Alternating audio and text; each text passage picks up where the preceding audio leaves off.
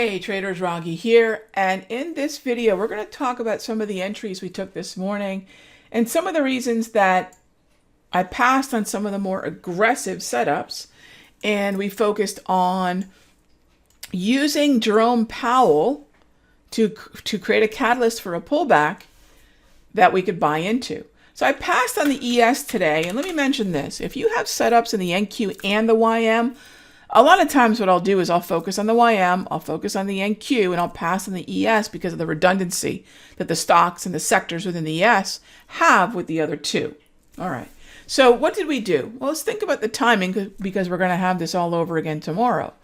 The markets typically don't like to be short in front of Powell. It's a 2-day event, 2 days of CARES testimony. So if we're going to see a sell-off, it'll be tomorrow after he's done. So we know the market started moving higher. It continued to move higher. And as soon as Powell started the Q&A portion of his talk, the market sold off pretty well. And that's where we took advantage of what's known as a breach retreat. But because the market, and this is another thing to think about, use calendar events, sure, keep the directional bias bullish. We've had that since election day.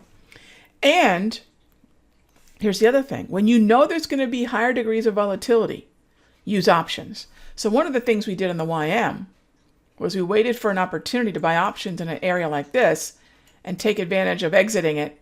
And this wasn't a huge move, but it was a nice day trade. I mean, this is something that took less than 45 minutes to see our entry and our follow through. NQ was another one. Here comes Powell, sends the market lower.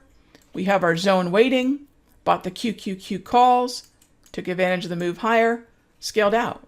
It's just, that's it. And this one was really, really quite nice because it just kept right on going. So once you scale out, typically at the clearing range or a value area high, you move the stop to a break even.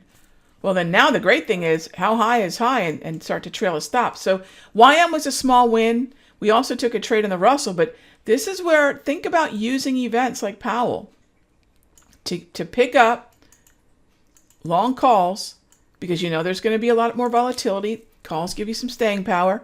And then just see which one of these takes off. YM did not, RTY did not, NQ did, and it was a great day.